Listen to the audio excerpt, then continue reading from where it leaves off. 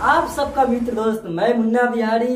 नमस्कार प्रणाम आप सबको। और भैया एक तो चैनल और मैंने बनाया है और वीडियो को डिस्क्रिप्शन में मिल जाएगा, उस पे म्यूजिक ही सिखाया जाएगा।